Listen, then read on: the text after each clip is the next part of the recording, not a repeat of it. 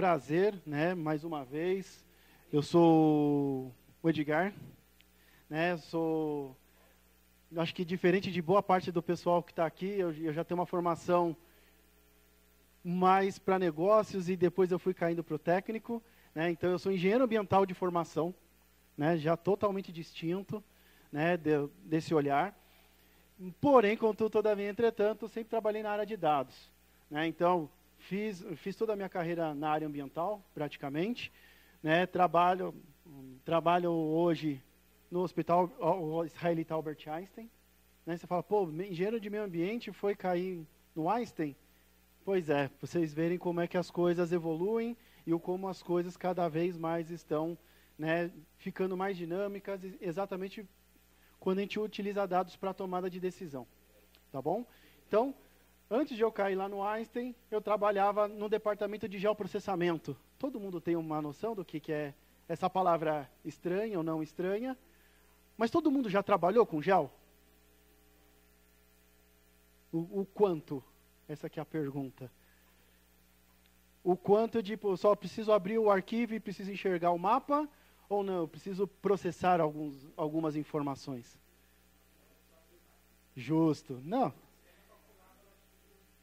E deixa ele fazer isso, não é verdade? Essa que é a grande função. A questão da área de gel, principalmente da minha carreira toda na área ambiental, veio porque eu trabalhei na Secretaria de Meio Ambiente do Estado de São Paulo, como diretor da área de geoprocessamento. E, muitas das vezes, voltado ali para o planejamento e ordenamento do território. Então, a experiência que eu vou trazer aqui para vocês, né, como o tema da palestra, né, utilizando, né, a análise de dados como Postgres, os dados espaciais, é trazer essa experiência na época que eu tive no Estado, onde eu tive que ordenar o território. Eu, junto com os secretários, toda a minha equipe, que eu trabalhava junto comigo, os secretários, as soluções, a consultoria, que boa parte deles, eles me liberaram em todas as imagens para que eu pudesse apresentar, já que hoje eu não estou mais no Estado, né, mas para que eu pudesse apresentar, a empresa GE21, agradeço muito a colaboração deles, né, e dentro de todo esse contexto, né, de aprendizagem, tudo como é que eu vou fazer com um bando de dados, né, organizar dentro de um banco de dados, para que eu conseguisse processar essas informações e aí sim tomar a decisão. É meio complexo tudo isso. Parece simples. É só montar um programinha lá, joga o shape, joga as informações, sai tudo pronto. Aí que vocês se enganam. Dentro disso, né, falando um pouco dessa vivência, né, então tenho um mestrado com isso, trabalhei nessa área de gel, lá pelo IPT, no Instituto de Pesquisas Tecnológicas, né, e hoje como professor tutor lá na FIAP, né, como professor de Data Analytics e Data Science, trabalhando com isso também. Né, até convido vocês aqui, tem um pouquinho, né, do spoilers, quem ficou, acho que fica muito grato. No final a gente disponibiliza aí um QR Code e a gente faz um sorteio aí também para um curso gratuito para vocês. Né, do Shift, que é um curso de curta duração, mas que é sempre bom para dar uma atualizada e sempre bom para dar um novo olhar. Legal? Quando a gente fala de informações geográficas, está todo mundo pautado, né? Postgres, banco de dados relacional, é o que o mundo sempre girou, é o que o mundo gira, mas e aí? Quando eu tenho um dado geolocalizado, quando eu tenho uma informação onde eu tenho lugar no mundo, deixou de ser só o quanto eu ganhei, o quanto eu perdi, qual é o meu usuário, qual que é isso, qual que é assado. Agora eu tenho que espacializar essa informação. E muitas das vezes, espacializar essa informação não é uma coisa tão trivial assim. Porque espacializar, você pode colocar dentro de um banco, você pode otimizar o desempenho de todo o seu banco, você pode colocar utilizando todo o Postgres, que ele tem o seu suporte, que é o Postgres. Né? Quem ainda nunca trabalhou, é uma extensão do Postgres, exatamente para trabalhar com dados geográficos. E a gente sai daquele contexto de só tabela, agora eu preciso transformar essas tabelas em mapas e fazer o tal da geoestatística e eu preciso depois ordenar o território. Então, trabalhar, estabelecer essas localizações, né, uma posição na Terra, né, aonde eu tenho que olhar para os meus negócios, para o meio ambiente, para a saúde, para o agro, para a educação. Como é que eu resolvo tudo isso? Como é que eu trago tudo isso para dentro dessa vertente? E muitas das vezes, o que acontece com dados? A gente tem um bando de dados, mesmo estando num banco de dados. Você sabe para que serve o seu dado? Você faz ideia para que o seu dado está lá? Existe essa possibilidade? Geralmente, quem trabalha com dados espacializados também, quem trabalha com banco, tem um contexto também de metadados. E aí? Vocês preenchem seu metadado? Você tem certeza? São coisas assim que a gente fica dentro dessa questão. Então, falar só da localização é entender aonde o nosso problema está no planeta Terra, para a gente conseguir realmente tomar essa decisão, muitas das vezes governamentais ou de empresas privadas, né, dentro de suas soluções de negócio, mas a tecnologia vem barateando, porque a concorrência aparece. E o Postgres apareceu, né, com uma tecnologia gratuita e com um suporte incrível para tudo isso. Exatamente para uma solução GIS, uma solução de geoprocessamento. São poucos bancos que trabalham com isso. E, para colocar isso tudo em desempenho, é complicado também. Qual que é as grandes complexidades disso tudo? Como eu falei, a vida de dados espaciais não é só tabelinha. Eu tenho imagem, eu tenho cartas topográficas, eu tenho vetores. Mas as imagens, qual que é o tamanho da sua imagem? O tamanho da minha imagem, dependendo da minha imagem, eu estou falando de terabyte. Você tem espaço para isso? Tenho, claro que eu tenho. Hoje as nuvens estão aí para isso, né? Não mais on-premise. Né? Eu tenho até os petabytes quando você trabalhava no on-premise. Não, agora eu posso colocar tudo na nuvem. Você vai ter bala depois para ficar pagando para processar? São coisas perigosas que as pessoas ainda não têm noção de quanto custa. Tanto é que quem tem noção faz um modelinho, um piloto e depois fala o quanto vai custar. E já vi mais de milhões para rodar um município. Um município.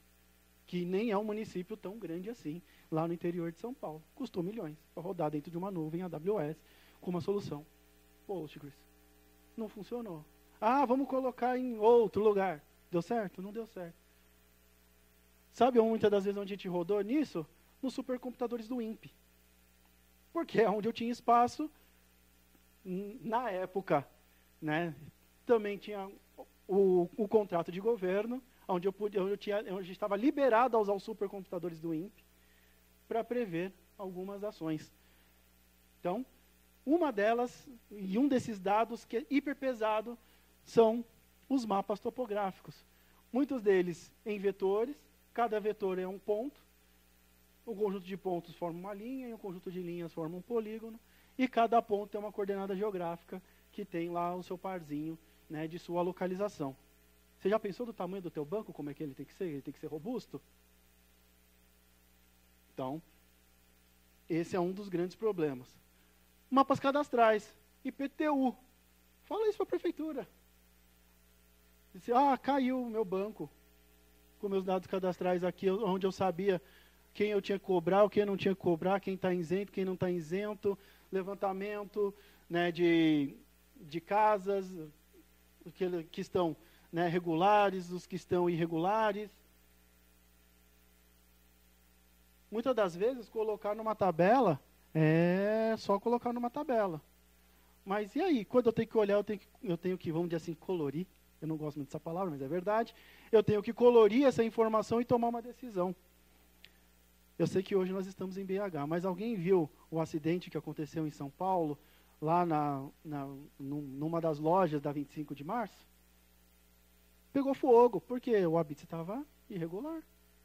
Os bombeiros estavam irregular, ligação clandestina, tinha problema de cadastro. Problema de cadastro. Quem está monitorando? Quem está olhando para isso? Complicado. Mapas geográficos, né? Esses daqui são mais genéricos, mas hoje em dia é o que o mundo usa muito isso daqui. Quem acompanhou essa semana é a eleição do Trump aqui, ó. Quem está acompanhando as notícias, a questão da Rússia, né, com o pessoal da OTAN e tudo girando, os problemas europeus, a fome na África, os nossos problemas no Brasil e América do Sul. Olha quanta informação, isso que eu só estou mostrando algumas imagens. E quando eu tenho que transformar isso então em um mapa temático? Alguém faz ideia do que seriam esses mapas temáticos? Mapas temáticos nada mais é que representar uma informação através de um mapa onde eu classifico o que eu estou olhando. Né? Aqui no exemplo que eu coloquei atrás, é porque a luz não deixa apagadinho, mas aqui é um mapa de uso e ocupação do solo. Eu pego uma imagem de satélite, né? Dependendo da imagem de satélite, o tamanho do meu pixel ele é de centímetros, e eu tenho que classificar uma imagem. E nessa classificação eu sei aonde tem o maior ordenamento, aonde tem o maior área de vegetação, aonde já está mais desmatado, aonde tem os meus reservatórios. E muito além disso, uma coisa que não está escrita em tabela nenhuma. Por detrás tem uma tabela, logicamente, para eu trazer esses valores. Mas, qual é o olhar que eu preciso dar quando eu estou organizando o território? Exemplo, é que aqui não dá para ver, mas aqui é o município de São Paulo e toda a sua região metropolitana. Quando vem uma pessoa ter esse olhar de tomada de decisão, uma das perguntas é, para onde minha população está andando? De verdade. Para onde ela está andando? Será que ela está indo para uma área que está mais vegetada? E aí pode ser que eu tenha um déficit de vegetação futuramente? Será que ele vai ocupar os grandes reservatórios? Será? Será? O que eu faço? E dentro desses montes de serás, cria-se diversos cenários, e é aí que em 2014, quando trabalhava na Secretaria de Meio Ambiente, a gente tinha alertado o seu secretário, o seu senhor governador, na época, a gente falou assim, em São Paulo vai faltar água. São Paulo vai faltar água? Vai. Isso a gente previu em 2010. Chegamos em 2014, com todos esses mapas aqui montados, acabou a água, secou a cantareira. E agora, Sabesp, não sei o quê, tem que investir e tal. Vocês não deram valor para isso. O olhar e a utilização de dados espaciais. Era o quê? Tabelinha. Ou que muitas das vezes, daquelas tabelinhas que estavam organizados em bancos de dados e tudo mais, não deram a importância, ou muitas das vezes cozinharam aqueles números. Como vocês sabem muito melhor do que eu, quando entra lixo, sai lixo. Foi o que saiu. No caso, só não alimentaram os dados de água. E aí secou. Faz parte. Essa aqui é a questão. E dentro disso, né, já que eu tenho várias utilizações de bancos de dados, hoje novas estruturas, nuvens, tecnologias, agora, né, servidores on-premises que ainda existem, graças a Deus ou pelo amor de Deus, tudo depende do teu olhar, tudo depende da sua decisão, mas como é que eu construo tudo isso e consigo organizar essa função? Será que isso então seria então tal do famoso data-driven, que é a tomada de decisão? Aonde a gente está errando mais? O que vocês acham? Aonde nós estamos errando mais nisso tudo aqui? Data-driven realmente tem que tomar as decisões a partir de dados. Onde estamos errando mais aqui? Alguém faz ideia?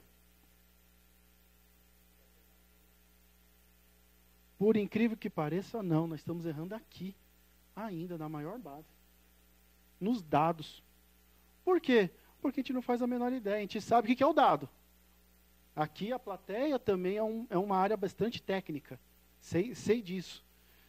E muitas das vezes, a gente não tem como a gente entender toda a regra de negócio.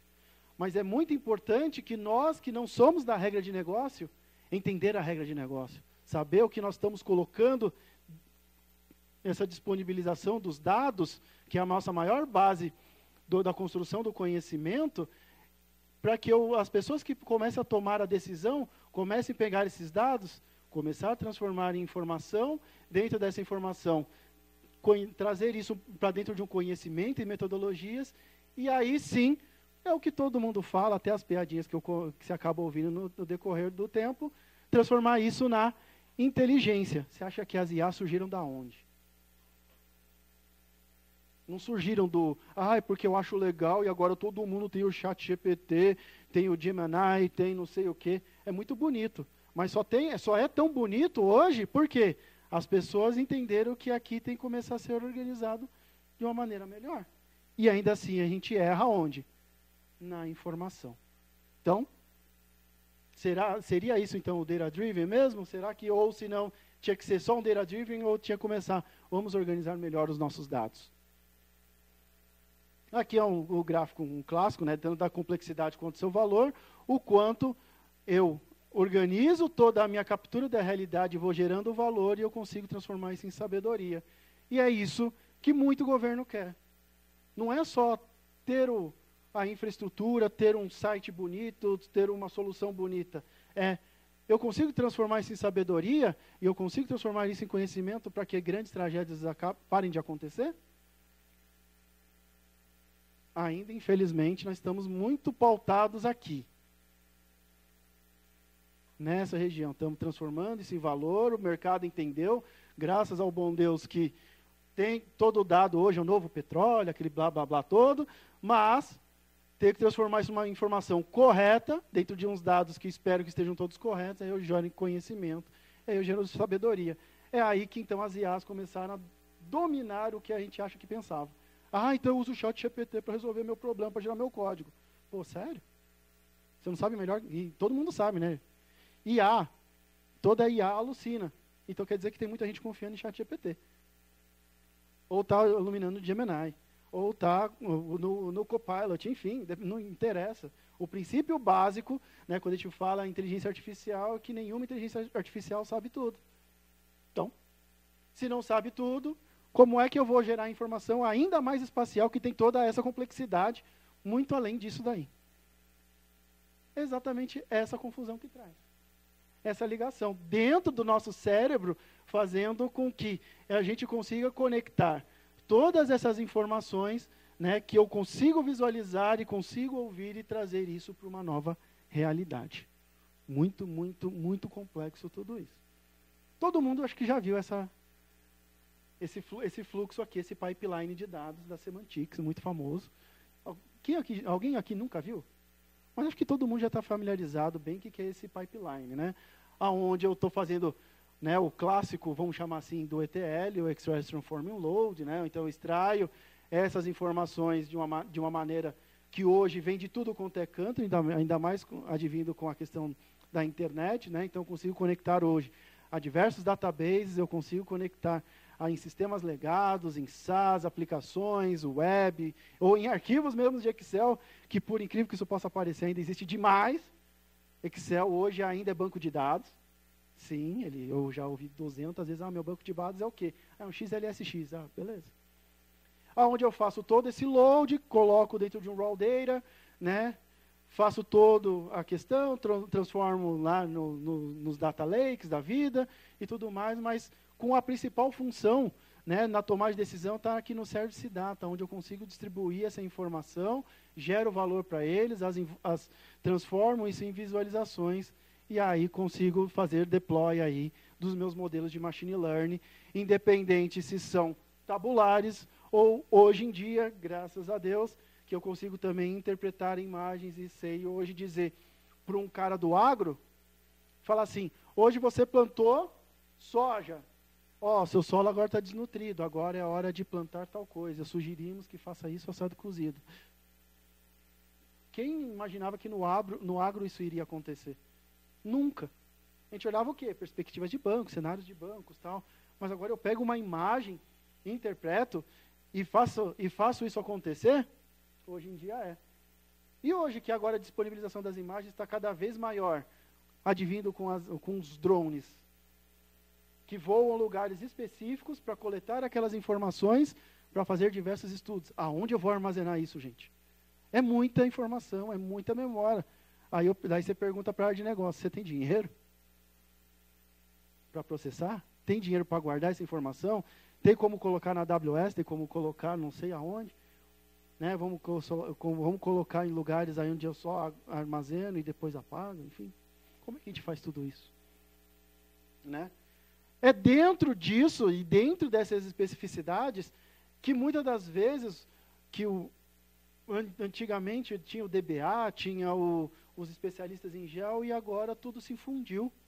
E dentro dessa grande fusão, apareceram então os data science, que hoje é a palavra mais nova dentro de um mercado, né? Por mais que eles já existissem, só que nunca tinha ganhado esse título, porém, contudo, todavia, entretanto, sabendo que existem os dados espaciais, quem entende de dado espacial, ganhou esse novo apelidinho aqui, ó, Special Data Science. Data Science hoje tem bastante gente? Tem bastante cientista de dados por aí, né? Até sêniores e tal. Mas quando eu envolvo o sênior aqui, o cara tem que saber um pouquinho do riscado. Por quê? Aqui é o que todo mundo já meio que conhece, né? Python, quem trabalha na área de dados já está mais acostumado, então tem o Pandas, tem o NumPy, tem as bibliotecas do Scikit-learn para fazer todas essas questões malucas, bacana. Eu tenho o pessoal do SQL clássico, todo mundo se virando bem. Tem o pessoal que também usa os softwares de estatísticas, né, principalmente o R, né, principalmente quem é da área mais acadêmica usa bastante o R para fazer seus modelos de machine learning, suas análises de dados, bem como no Python. Aqui tem o pessoal do GIS, né, que tem um pouquinho da engenharia ali, mais ou menos, né, ali embutida, e os seus respectivos softwares. E aí, dentro dessa demanda do SQL, dentro desse olhar de que eu tenho esses dados todos vetorizados em softwares como da Esri, que é o pessoal do ArcGIS, o QGIS, que é o software gratuito, tem um software de engenharia de dados, que é o FME, o próprio Google Earth e tudo mais. Eu precisava hospedar todas essas informações. Será que dá para colocar todas as informações espaciais numa tabela clássica de SQL? Não dá. Não é só X e Y. Por quê que não é só X e Y? Porque quem trabalha com essa área de dados espaciais tem que entender um pouquinho de cartografia. Não precisa entender horrores que nem um cartógrafo entende, o que um geógrafo entende, né, que muitas das vezes são especializados e estudam isso, mas não é só X e Y. Tem que ter X, Y, tem projeção, tem datum, tem que ver a localização, tem que ver a precisão, tem que ver um monte de outras coisas. Tem que ver se os dados que estão sendo inseridos, quando eu espacializo dentro desses softwares de GIS, eles estão caindo no lugar certo. Então você tem um trabalhão nisso tudo. Não é só, faz aqui um ETL e joga aqui dentro no PostGIS. O PostGIS, ele acaba trazendo essa solução, né, mediante ao mercado, pulsando ali para essa área de dados espaciais, porque o PostGIS ganhou muita visibilidade. E quando ganhou muita possibilidade, como é que eu armazeno esses dados geográficos, então essas características geográficas, né, em um local mais seguro e mais detalhado. Dentro disso, dentro de todo esse olhar e dentro das milhões de coisas, foi que surgiu então um termo muito importante, que é uma infraestrutura de dados espaciais. A gente fala muito de infraestrutura de aplicações, né, das arquiteturas e tudo mais. Mas como é que eu crio essa infraestrutura quando eu estou falando de dado espacial, né? Essa infraestrutura, ela começou com esse primeiro olhar, no começo dos anos 2000, ainda muito devagar, mas só que em 2010, né, em 2010, 2012, que ele começa a ganhar forma, aqui no Brasil principalmente, aonde, né, com a internet já um pouco mais robustas, ainda trabalhando com as coisas em on-premise, antes de passar para a cloud, né, mas eu tenho que armar um esquema, eu tenho que criar um jeito de integrar as informações de diferentes áreas e instituições de dados, como uns dados padronizados. Buscar elementos que eu consiga trazer todas essas questões e dar acesso a essas informações via internet, onde a pessoa não precisa fazer o download das informações. Você fala, download? Onde você está vendo isso? Gente, na área espacial, isso é o mais normal do mundo. Todo mundo quer o My Precious. Eu quero o meu dado. Eu quero trazer isso para mim. Eu vou colocar no meu pendrive, no meu HD. Vou colocar não sei aonde. Gente, hoje em dia não precisa mais. Mas eu preciso saber estruturar. Como eu falei, o nosso grande problema ainda está nos dados, não está na distribuição. A distribuição, garanto que 90% de vocês vão saber fazer. Mas e aí? Como é que eu organizo essas informações para eu tomar essa decisão? Então, essa infraestrutura de dados, eu venho numa comparação extremamente simples. Como é que eu obtenho água? Eu tenho que captar, eu tenho que tratar e tenho que distribuir. Basicão, todo mundo sabe disso. Não muito diferente, também, é o como eu preciso chegar isso na torneira. Como é que eu chego isso na torneira? Eu tenho que fazer todo esse processo, não tenho? E é isso que muitas das vezes nós, da área técnica, sabemos fazer muito bem. Eu extraio, trato e load. Ou, de vez em quando, até inverte, né? Load, depois trato, depois eu tenho que ver uma forma de como é que eu vou distribuir essa informação. Se eu tenho que fazer como fazer essa extração, então como é que eu faço, então, para um dado espacial? A minha realidade é essa, tá, gente? Eu não estou zoando. Tabelinha Excel. Muitos dos meus dados vêm em Excel. Eu posso falar das melhores tecnologias. Muitas das informações ainda vêm do Excel. Por mais que hoje eu tenha saído da área ambiental e eu estou trabalhando na área da saúde, vocês acham que eu coleto informações do SUS como? Eu clico numa API? Eu gostaria que isso fosse uma verdade. Em alguns lugares é até verdade, mas não é. Eu tenho que entrar no site, no Tabnet, que eu não consigo fazer a conexão da API da Tabnet, porque é horrorosa. Você tem que ter uma equipe muito boa para fazer isso, extrair essas informações e conseguir traduzir isso em informações reais. Então, para eu conseguir trazer essa informação, muitas delas vêm ainda em Excel ou hoje com a INDE, né, que é a Infraestrutura Nacional de Dados Espaciais, que veio desde a primeira ideia lá de 2010 pelo IBGE, onde ele tenta catalogar e trazer essas informações extremamente organizadas, trazendo padrão para essa distribuição. É aí que vem todo esse olhar para que eu consiga trazer essa precisão na minha informação. Aqui eu estou olhando a qualidade das praias do litoral de São Paulo, aonde eu pego essa informação totalmente tabular, que se eu falar para vocês onde fica a praia do Boqueirão em Santos, ninguém vai saber a menor ideia, mas que se eu conseguir espacializar essa informação e colocar num mapa, você vai chegar e vai entender onde fica a praia do Boqueirão. Isso que é a parte muito surreal disso daí. Para que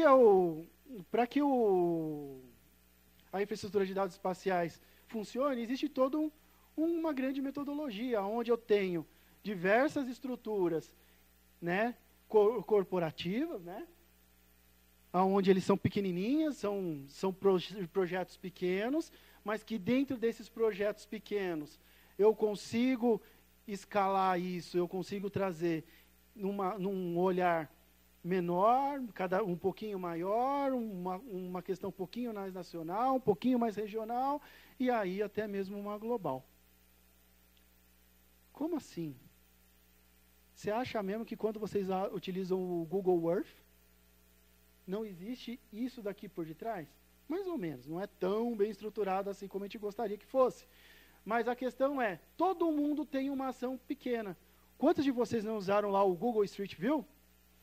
E tinha lá uma delimitação de uma área de mata, ou aqui é um córrego, ou aqui é uma estrada, ou aqui é uma área habitável, ou aqui é um hospital.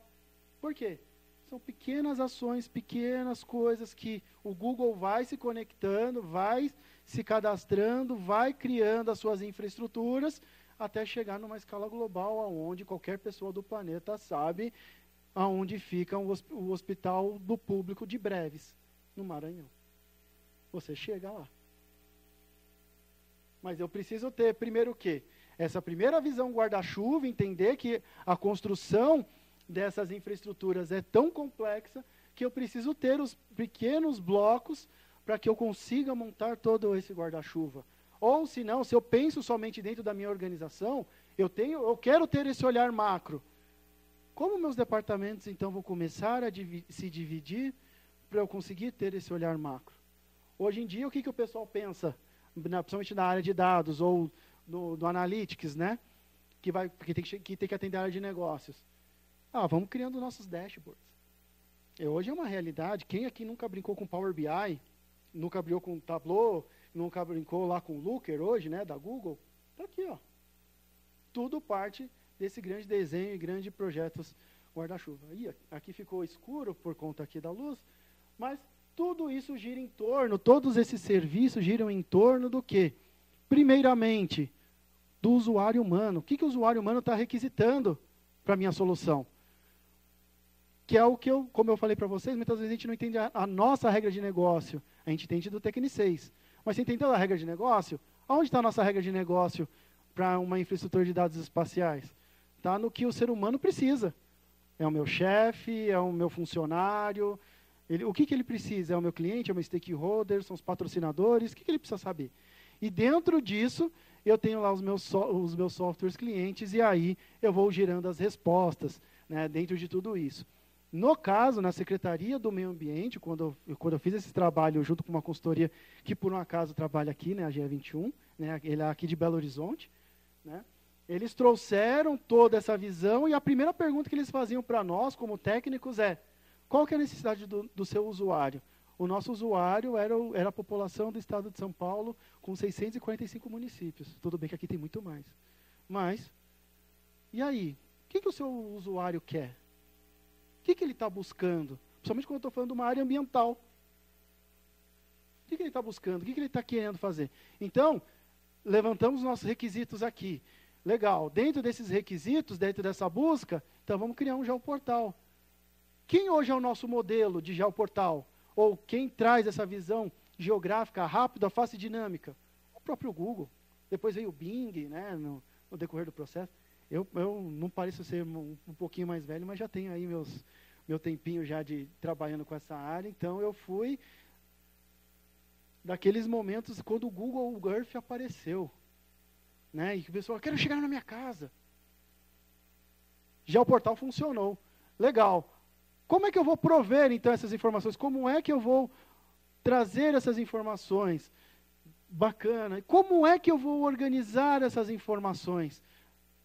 Banco de dados relacional, primeira coisa que vem na cabeça. Porque eu não sei quem já trabalhou com dados espaciais, mas quando a gente fala numa estrutura famosa chamada Shapefile, todo mundo já ouviu falar dessa estrutura? .shp. O .shp é uma estrutura onde eu trago o desenho de um AutoCAD, basicamente. Só que essa estrutura de um desenho de AutoCAD vem linkado a outros 5 arquivos, onde eu trago projeção, que é para eu saber aonde eu vou me localizar dentro do território, e traz um pequeno banco de dados .dbf. Todo mundo já ouviu falar do DBF, né? Pois é, daí todo mundo vai, sério que é DBF ainda? Eu falei, é sério. Tanto é que quando eu falo nessa questão de DBF, né, a gente vai trazer essa informação, então todo mundo sabe que hoje DBF é desse tamanhozinho, perto da potencialidade que é hoje. Certo? Então, qual que é a grande solução?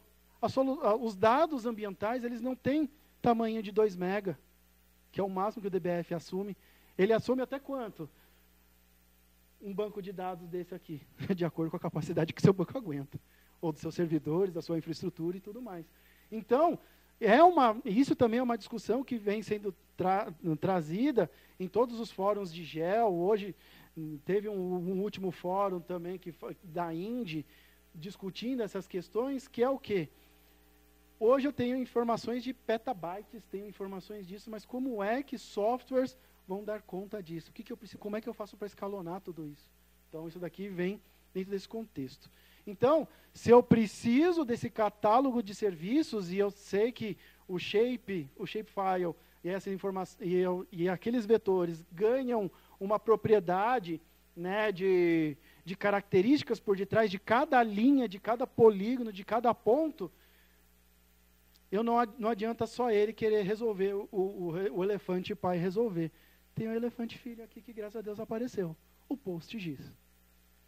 Uma extensão super leve, tranquilo de se fazer, aonde o PostGIS nada mais, nada menos, se a gente olhar numa tabela nua e crua, ele vai criar uma coluna na sua tabela, escrevendo assim, MG1, que é o quê? É as características do seu dado geográfico guardados dentro de uma única célula, representando exatamente a linha que você está tentando representar dentro de um mapa. Olha a volta que teve que se dar para a gente chegar nessa informação. Então, eu preciso mais de um X e de um Y? Está tudo guardado numa coluna com essas características, onde eu tenho minhas coordenadas X, eu tenho minhas coordenadas Y, eu tenho minha projeção, eu tenho meu datum e eu tenho algumas outras informações ali para melhor se localizar. Então, isso é muito bacana. E outra coisa que se ganhou com isso, né, porque dados espaciais, muitas das vezes eram dados desorganizados, e eu tenho que colocar isso dentro de um grande banco, eu também preciso criar um catálogo de serviços web. E para gerar esses catálogos de serviço web, eu tenho que gerar o quem? Os metadados dos meus dados dentro do banco. Bom, pipeline de dados não é novidade para ninguém, então eu preciso tratar as informações, armazenar de alguma forma, né, criar o serviço, criar o metadados, e aí sim eu dar o poder de decisão dentro desse contexto todo. Então, eu venho desde das ferramentas de ETL para fazer todo esse processo, armazenar esses dados dentro de um banco de dados, onde eu vou estar armazenando shapefiles e imagens, e principalmente de big TIFFs, né, onde minhas resoluções são cada vez maiores. Eu tenho que ter o meu servidor de mapas, onde eu trabalho bastante com o GeoServer, muito conhecido, e um software gratuito também, para disponibilização desses mapas, para criar esse catálogo de metadados, e aí transformar tudo que geralmente nós fazemos em análise através de mapas e dashboards. Tudo para atingir isso daqui. O usuário final, onde ele vai entrar em contato com a telinha, com o celular, com o tablet, com qualquer coisa, ele vai conseguir fazer as perguntas e vai conseguir chegar nos momentos mais importantes desse momento. Aqui ficou escura a imagem, mas aqui também portando a questão do uso de quem? Quem aqui não usa o Waze?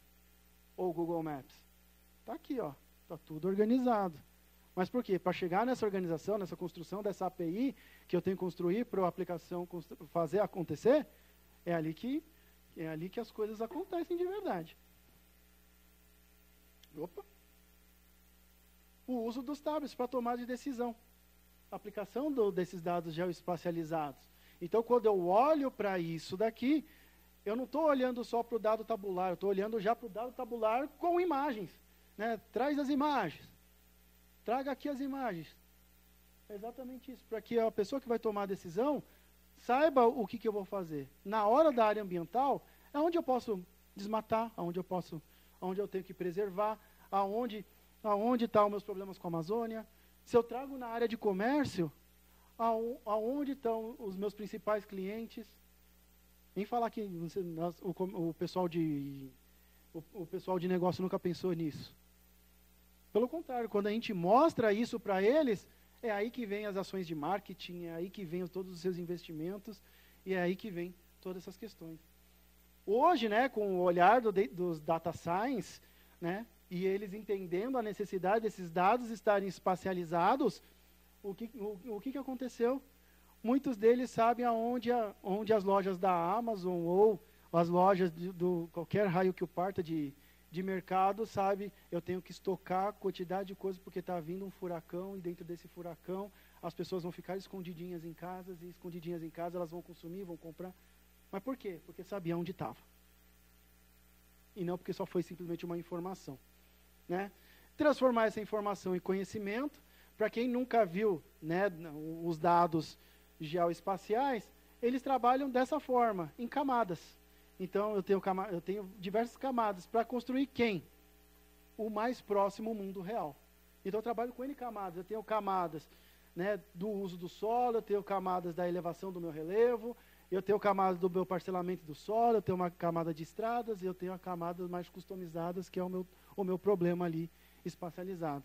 Eu tenho que juntar tudo para conseguir colocar essas informações e transformar isso tudo num local onde eu consigo gerenciar. E aplicar tudo isso é todo mundo conectado. Não é só, é tudo na minha casinha, é só isso tudo. Hoje em dia, os sistemas de informações geográficas, dentro dos seus suportes e componentes importantes, todo mundo tem que interagir.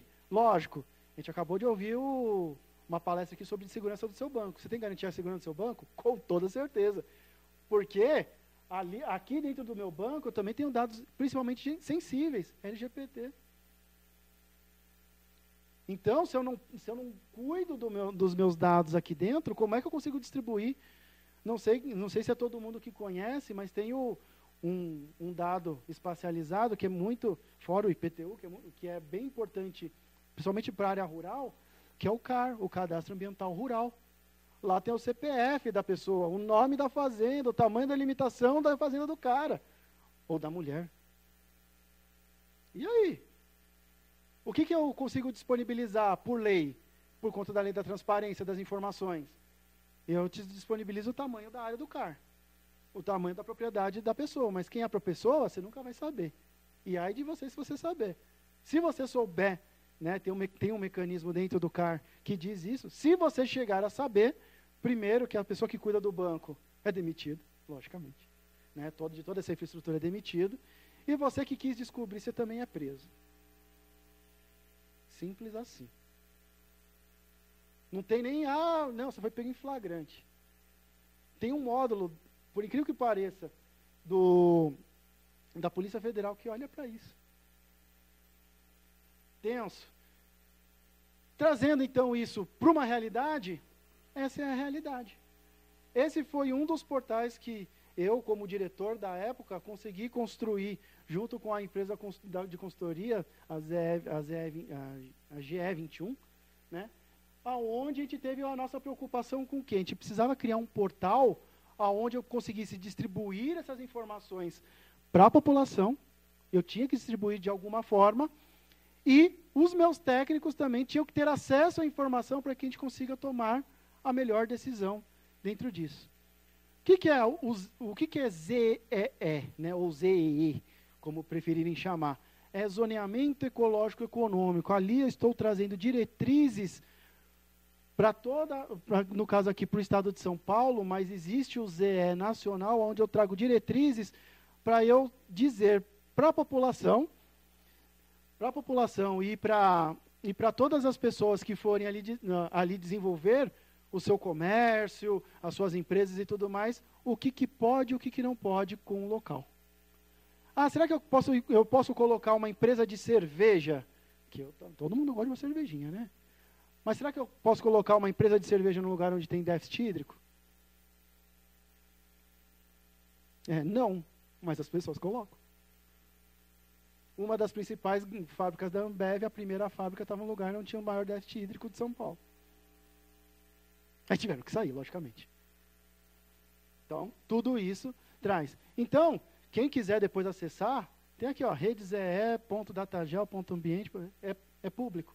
Lógico, vocês não vão ter acesso a todas as informações que têm informações sensíveis. Mas nós trazemos esse olhar dos componentes, né, como eu falei, das pessoas, as normas, a padronização das coisas, em cima dessa grande arquitetura. Dentro dessa arquitetura é o que eu busco, então, um olhar com os dados somente ambientais do estado de São Paulo, né? Então, lembra daquelas caixinhas pequenas da IDE que eu mostrei aqui no guarda-chuva? Eu tenho aqui os dados ambientais do estado de São Paulo, somente os dados ambientais. Eu tenho uma outra caixinha aqui, que é a prevenção de desastres naturais, que é o pessoal da Defesa Civil de São Paulo, do governo do estado de São Paulo. E aqui eu tenho um grande hub, onde eu coleto essas duas informações, mais as informações para construir esse zoneamento, e aí eu consigo visualizar e trazer essas informações.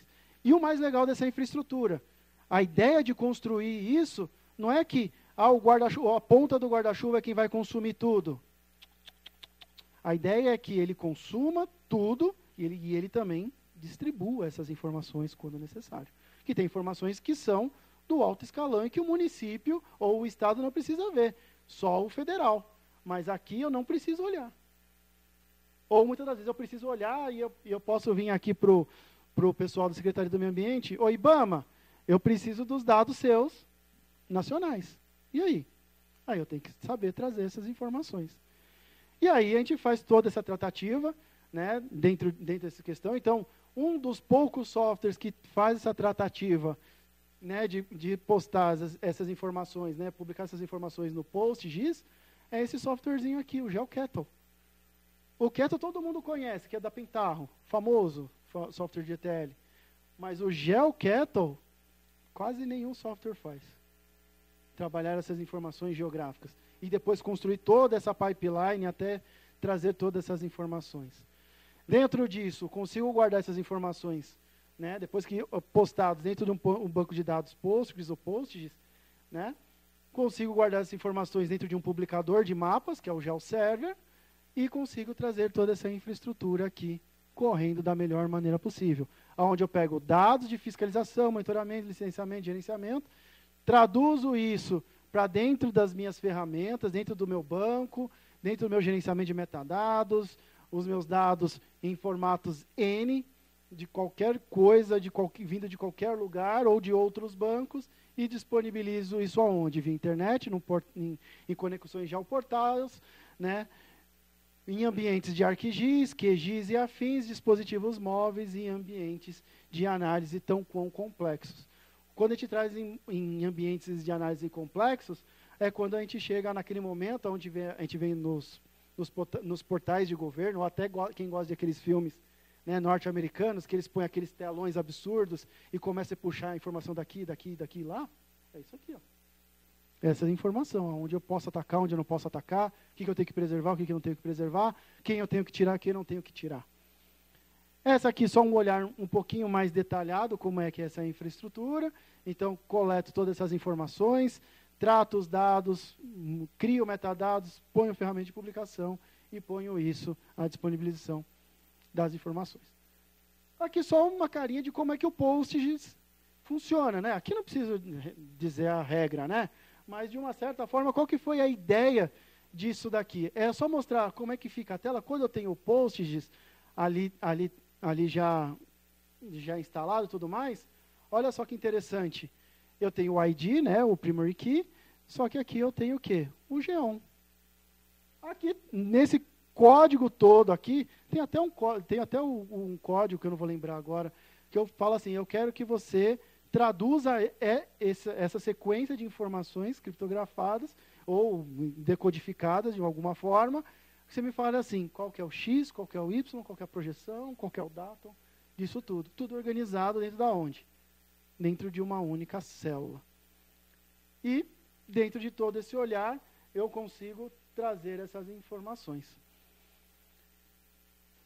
O PostGIS também lhe dá uma possibilidade, junto com o Postgres, que é usar, então, as procedures. Usar esse processo de procedures para criar os meus mapas através de códigos. Não necessariamente tem que processar em tela. Porque processar em tela tem um grande problema. Qual que é? Uma hora, se você não tem placa de vídeo, tudo trava. Acabou. Então, tem que processar por detrás. Então, como é que eu processo? Tem que fazer aqui. Vou criar minhas tabelas, vou trazer todas as minhas diretrizes, vou fazendo um monte de case when, a rodo, porque cada um tem as suas necessidades, cada um tem as suas complexidades, e que aí dentro disso eu consigo, então, gerar um mapa. Mas só para vocês terem noção da complexidade desse mapa e como o Estado de São Paulo era munido de informação, esse mapa aqui é o que eu trago as áreas mais suscetíveis a desastres naturais. Então, tudo que está mais em vermelho, usando o exemplo do farol, tudo que está mais em vermelho são áreas que têm grande propensão a ter desastre natural, ou problemas com mudanças climáticas. Tema de hoje. E essas áreas aqui, com muito menos. E aí eu consigo trazer essa informação dentro de um portal, e eu consigo trazer e tudo isso daqui. Porém, como o Estado de São Paulo tem informação de tudo quanto é tipo de dado e afins, a malha para eu construir esse mapinha aqui eram quadrículas de 200 e 200 metros. Desse tamanhozinho assim. eu tinha, sabe uma quantidade de registros? Aqui não apareceu. Sabe a quantidade de registros? Mais de 7 milhões de registros. Fora todas as características do banco, onde eu tenho dados de água, de solo, de clima, tem tudo lá dentro. Então é muito complicado tudo isso. E dentro do portal também, como já que conseguimos tratar e colocar isso tudo dentro de um post, dentro de uma aplicação toda para conseguir trazer, lá quando a gente entra lá na rede ZE, eu consigo entrar nesses mapas interativos, consigo trazer essa informação espacializada de N assuntos, né, onde eu consigo mostrar aqui como se fosse um WebGIS, né, as informações que eu quero trazer para eu fazer a minha análise. Desse lado direito, eu ainda trago uma outra informação que o PostGIS nos traz e que é uma metodologia que veio da geografia, que é o GeoDesign, aonde eu consigo fazer o quê? Uma discussão em público, consigo desenhar a minha área de intervenção, de solução, o raio que o parta que seja, do seu problema, crio uma nova tabela espacial e eu vou contribuindo as informações das pessoas que estão participando dos plebiscitos públicos, de uma tomada de decisão dentro de uma empresa, enfim. Dá para se fazer muita coisa, mas é um mapeamento colaborativo. Não colaborativo, que nem o do Google, que eu só desenho e beleza. Não, eu paro, discuto, e ainda tem like, dislike, seguindo bem o que as redes sociais nos trazem, né? E trazer tudo isso daqui como? De uma maneira organizada. E aí os dashboards hoje ajudam muito. Aqui, no caso, quando eu trago dados climáticos, que aqui é descendente hídrico, precipitação, déficit hídrico e tudo mais, como eu tenho tudo espacializado e organizado, quando eu mexo nesse mapa, todos os mapas se mexem junto, trazendo todas as informações carregadas e lindas para ser vistas. E eu consigo realmente tomar a decisão correta. Ou trazer um mapa já um pouquinho mais elaborado quanto a isso. Legal? Que é já o comum das áreas de dados dentro. Gente, eu sei que tudo é muito rápido, aqui daria para ficar falando horas e horas, mas está aí o meu contato, quem quiser trocar uma ideia, quem quiser desenvolver outras questões, quem quiser participar também dos nossos cursos lá na FIAP, fico aqui à disposição e qualquer coisa, estou por aqui. Gente, obrigado.